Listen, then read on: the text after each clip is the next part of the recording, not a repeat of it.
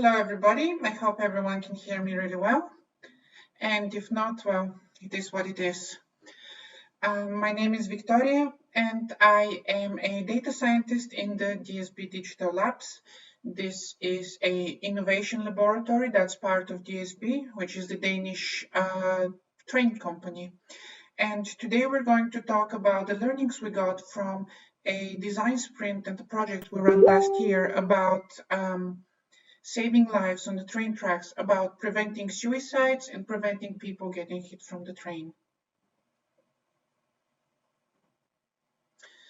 Before we begin, I'm actually going to give you the take-home messages so you can take those, read them, and then you can go back to your Facebook or whatever you are using. And if you stick with me, even better. First of all, the most important thing is that when we're talking about intervention, when there's a person involved, Internet of Things, sensors, and technological solutions are secondary. Of course, they are still important, but a much important is to have the infrastructure there for people to intervene, to have someone go and help a person in need. And also, when it comes to those things, usually having a simple system is much better than having a complex one. And again, a dumb system, on the other hand, is much cheaper than having a smart one. So there are a lot of trade-offs that you need to be aware of when you are implementing something like this. You want to have something that's reliable, that does not rely on a lot of complexity, and that allows people to take choice and to take action when you need to save a person's life. The main thing that we're looking here is what we call person collisions. We have two types of those.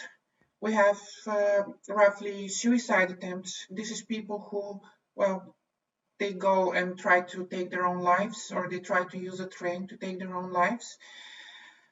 And the second type is accidents. So an accident happens when someone falls from the platform on the train tracks, when someone wanders off on the train tracks and gets hit, when someone gets stuck on a train crossing and then a train runs them over. And yes. Overall, when you look at the statistics, suicide attempts tend to be a lot more than the accidents. If you look in the European Union, we have approximately 2,600 to 3,000 suicides per year, at least in the span of 2010 to 2018.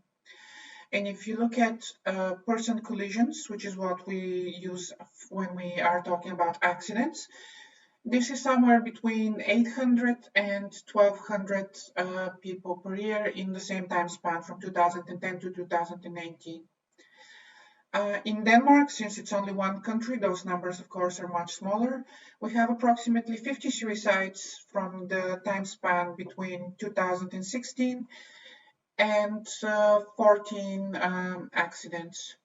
Yet still, those are human lives, so those are 50 human lives, those are 14 human lives that have been taken by a train, and that is something that could have been prevented. So where do those things happen? Before we tackle about how do we prevent this, we need to have a little bit of an understanding where they happen and why they happen. If you look at the statistics, if you look at the numbers, usually these things happen close to a station. They happen in a tunnel because the tunnel is dark. You can go in there, you can hide, you can be, so the train driver will not see you. You can go at the platform from the station, you can jump in the last moment in front of the train. Or alternatively, if you are very drunk or are have used some kind of drugs, you can wander at those tracks by accessing them from a station. Other areas that this might happen are train crossings and bridges. And usually those things stay close to the urban area, they stay close to population centers. So this is our focus area, this is where we need to be looking at if we want to prevent those accidents. And what's important to know is that in our research, in our review of the literature, we discovered that there isn't really such a thing as a hotspot. All of those stations, each of those places is a potential hotspot. So you might target a particular area, a particular station where a lot of suicides have happened, but this would only mean that those accidents are going to move to the next closest location. So solving this problem is something that needs a much broader perspective, much broader approach that targets all of the possible stations. And another thing is the difficulty of preventing those accidents from the train driver. So if you think about it, a passenger train has a stopping path of 200 meters. And if you want to have a good idea of how far a 200 meters is, just do a simple experiment with me. If you extend your hand forward with thumb up, and then look at your thumbnail. If you take half of your thumbnail, this is how big a person would seem from 200 meters away. If you look at this picture, the person whose note is wearing an orange vest that's very visible is just 50 meters away from the camera. And those 200 meters go by like this. To make things more complicated, this is what a train driver sees. So the window is small and there's a lot of things to take care of. So if you have to rely on a person to see someone in risk, in danger, on time, this is going to be very difficult. This is going to be something that is, I would say, it happens, but it's close. It's very difficult. When you look at preventing those accidents, there's two fundamental problems that we need to solve. This is, first of all, how do we prevent access to the tracks? And second of all is how do we help suicidal people that are on the train stations or on the train tracks? So in case someone has managed to get there, in case someone has managed to get themselves into a risky situation, how do we intervene? How do we stop them? And you might be thinking about, yeah, let's just put up a fence. And that's a very valid thing because fences and barriers, they work really well. They are fairly cheap, they're robust, but the problem is that they're dumb. And the problem is that people are also not very smart when it comes to making good choices often. And also people might be prone to not thinking straight when they're in a crisis mode, when they are having a psychotic breakdown or a depressive episode, their thinking might not be the best. So they might on purpose go around this fence or this barrier. And another thing is that when there's nothing there, it's just standing there. So a fence never stopped anybody. If we look at history, the Great China Wall eventually got passed by, or there's many examples. For example, there's a hole in the wall, in the fence over here. And we saw there was a really nice example in the research we looked at, that very often people will on purpose build holes on places where it's much more convenient to cross the tracks in order to get a train station. In fact, that was the case in, I believe, in Bristol in UK. In any case, a fence can have a hole in it. Sometimes, instead of a fence, there's just vegetation around the tracks. Here is actually me trying to trying to sneak through some bushes and to get to the train tracks. It's actually surprisingly easy, even though I'm not wearing my best urban exploration clothes.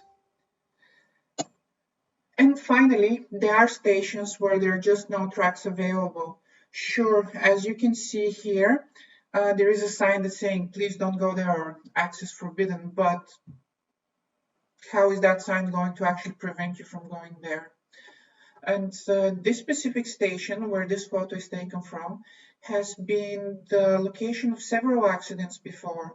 What we know from reports on those cases is that people might usually hide behind the shack or a post or something like that and use this to jump in front of the train in the last minute possible.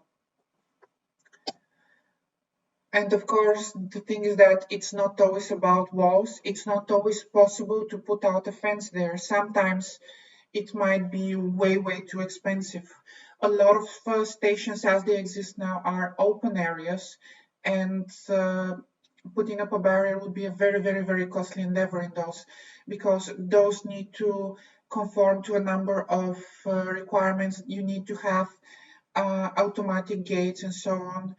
We already have good examples of this in the Copenhagen metro system, but implementing this on the scale of a railway is a major challenge that is going to take many years. I would like to point your attention to one of the pictures here. The bottom picture is a message that we took on that specific station about someone who apparently did not want to live. We don't know if this is actually someone who carried out with their plan or just left it there. Still, it was really haunting to be there on the station and to see this thing. When fences are not enough, when barriers are not enough, this is where we can start using tech. This is where Internet of Things becomes relevant. This is where we start using technology. This is where we start using analytics. This is where we start using all of the smart things that we have come to like and that have brought us to this conference today. We investigated a number of those technologies in the order of increasing complexity. So we're going to look at just motion triggered sensors or light trigger sensors. We're going to look at cameras. We're going to look at heat sensors. And finally, there's also complex algorithms that analyze human behavior. The most simple thing that you can do, and it already can have some effect, is to have a simple motion detection sensor that is connected to, say, lamps or alarms. All of these already have a powerful effect on deterring people from getting to a place where they don't need to be or they should not be. Another thing that we noticed in the literature on suicides is that people tend to prefer to move away from crowded areas. They tend to prefer to stay hidden. So when you bring attention to them, this can break this state that they're in. This can expose them. This can interrupt their thinking, and this can interrupt their behavior and allow us to intervene, to go there and prevent what's going on. Of course, the problem with those systems is that they're not very smart. They're very prone to false positives. And when we're talking about a simple motion detection sensor, this means that if a forest animal runs through the tracks, or if something just gets through there that is not a person, could activate the sensor, could trigger an alarm, which means that this is a solution that is most effective in places where you don't see a lot of traffic. This is good to put, for example, in a tunnel. This is good to put in, for example, at a depot where there's not a lot of people. So basically where you don't expect anyone to be. If you want to upgrade this and bring it to a next level, is when you start using cameras with object recognition algorithms. So those are fairly well developed, and you can find some really good implementations even right now, stuff like the YOLO algorithm, which can detect a person with a fairly good accuracy. I personally am a fan of this solution because I think when you look at the trade-off of cost and difficulty of implementing this might be actually one of the best solutions out there. Again, this is something that's good to be placed on places where you don't expect people to be. Because when you have a lot of people, you have a lot of motion, and your algorithm is going to detect a lot of people. We're going to get to those details a little bit later. So this is a good thing, but it suffers from one big caveat, which is fixed by changing your cameras with cameras that can also have thermal vision. So now we can see in the dark. Now we can see much further away, and this allows us to take action much, much better. In addition to this, having thermal sensors, there was a case where they explored this in Sweden, where you can put a thermal sensor on the train itself, which allows the train driver to detect a human up to 2 kilometers away. And this already is a major, major improvement. I think this is a very, very strong contender. So if you want to implement something that would allow you to prevent accidents, to save people's lives on the tracks, or if you're working with autonomous vehicles, or if you're working with other places where there should be no people and you want to prevent accidents, go for thermal cameras with good object detection algorithms. Again, downside here, as with everything else, is that we need a human in the loop. We need someone to notice the alert. We need someone to take action. Finally, my favorite thing, I have many favorite things. One of my favorite things is behavior tracking, purely because of the complexity of the technology that involves. In essence, this is using cameras and complex machine learning algorithms to track the behavior of people. You can use this, so the pictures here are taken from another test study. I believe that one was in the UK. The thing here is that there's a big technical challenge to implement this, which makes it so fascinating. So this allows you, for example, to detect when there's a person on the train tracks, when there's a person beyond the yellow line. You can possibly develop this much further and try to track people across multiple stations, see when they're exhibiting erratic behaviors, or they're showing behaviors that are out of the ordinary. We noticed that in our literature review, there's a number of those that are associated with people that are considering suicide, for example. So they might take the train and go back and forth between stations. They might spend a lot of time just getting trains to pass by, and they might be acting erratically, walking up and down the station. And this is potentially, if this is solved, it's a very good way to do those things. But at the same time, capturing human behavior and classifying it with just an algorithm is just not something that the technology is mature enough to do. And again, when we're talking about suicidal behavior, getting good quality data is a problem because there's so few of those events. So you cannot just get a lot of it. And then the question is that when you have to have some person go through this data and validate it, so this is going to incur psychological costs on the person who's going to have to sit there and see all of the people jumping in front of trains, and yeah. In addition to this, there's the ethical challenge of whether it's a good idea to track so many people, see potentially how they're traveling between different stations, because this has the potential to turn sour very quickly and to be used for bad purposes. So everything that applies ethically to tracking people online, to facial recognition, is also applicable here. I think this is a possible solution for the future, but I feel like it conflicts with a lot of the ethics that we have and is simply not feasible at the current time. And everything depends. We have a lot of technology. All of the technologies that I just went through had a common problem, and that is the human side of the problem. In all of them, whether they give an alert or not, we need someone to take action. So there needs to be a decision. There needs to be a talk between different institutions, collaboration, to understand who is going to take action. So are you going to call traffic control in order to stop all the running trains?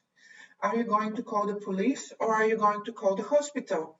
Who is going to be the one who's going to take action? Is there a station personnel that can look into this? In Denmark, a lot of the stations are unmanned, so there's no train, there's no people there. So sometimes response time can be very slow in a critical condition where you need to act fast. And maybe you can also do loudspeaker announcements. Maybe just start talking to the person over the speaker, but that also is not. It's probably not the best solution. And if you look at this previous screen, look at all those screens. We have cameras on each station. We have so many surveillance going on, but this also creates a lot of information overload.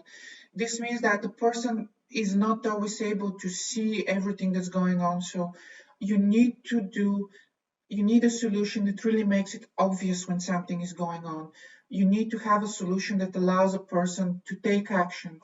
Because we know from practice that when people know that something is going on, they react.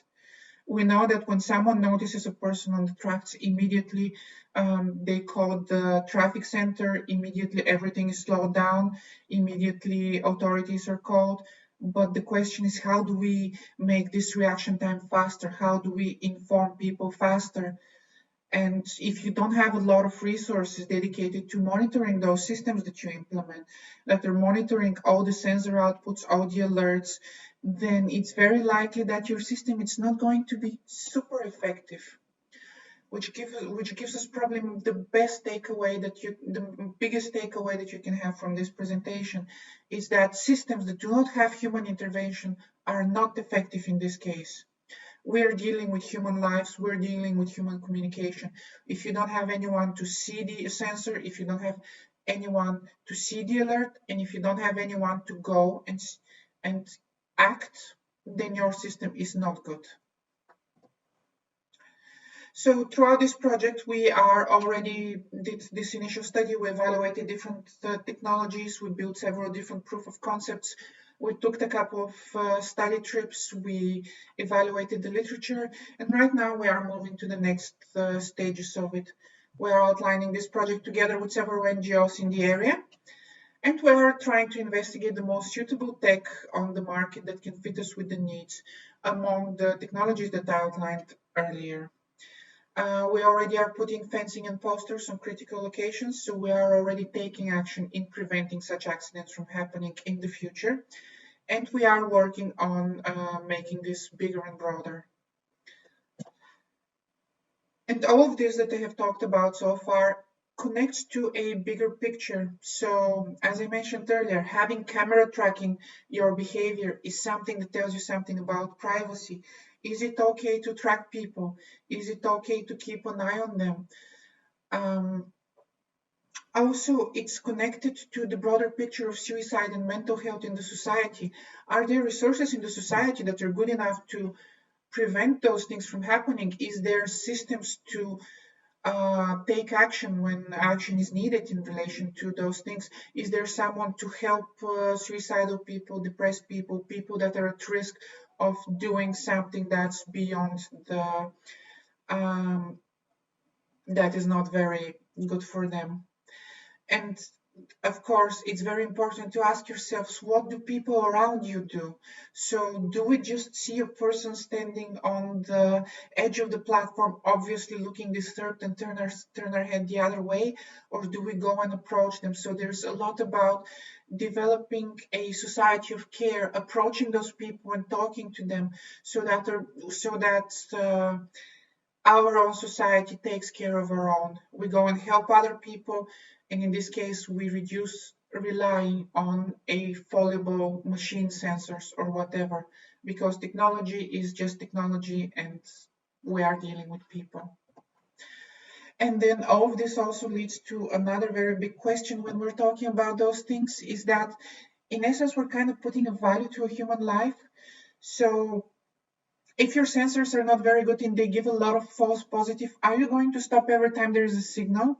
And what is the level of certainty that you need to do this? So you really need to think about what are your thresholds, when are you stopping, and why? Because when you stop, for example, trains, when you stop the traffic, this is going to disrupt hundreds of people, and this is going to cost a lot of money. It has a much broader impact, and this kind of, at the same time, if getting to your work and being 20 minutes late is worth, I think that's more than worth saving a human life.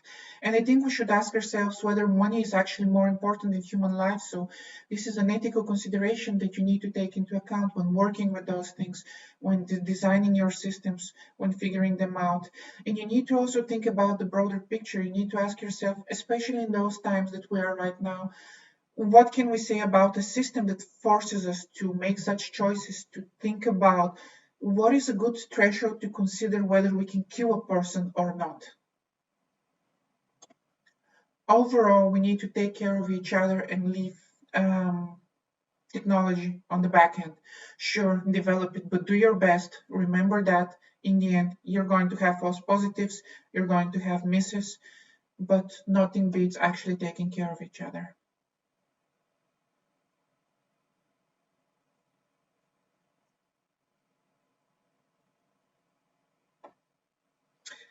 And there is just one question that I just received. Martin Togerson asks, wouldn't it be safer to have the alert automatically brake train and let the driver abort the brake train if he considers it to be a false alarm? That's actually a very good idea. Again, this comes back to if you trigger the brake, then that brake is immediately going to start stopping the train. So the driver might not have time to react. And of course, if the driver decides, yeah, that's not really a threat, let's undo the brake. And then he kills a person, that's just not good. Purely technologically, we have the question whether we can have a train brake fast enough if they see something down the line. So if the sensor is on the train, if our system is deployed on the train, then this might be doable. But if we have something happening 2 kilometers down on the track, on a sensor down the track, then there is the question about communicating from that sensor to the train. Right now, this is something that happens manually. The people from the traffic center are going to inform the driver, and this is how it works. Hope that answers your question. Another thing that's actually related to this is that implementing new systems on existing trains is kind of difficult because there's a lot of requirements about safety and a lot of requirements about durability. So potentially this is something that could happen in the future. Thank you for tuning in.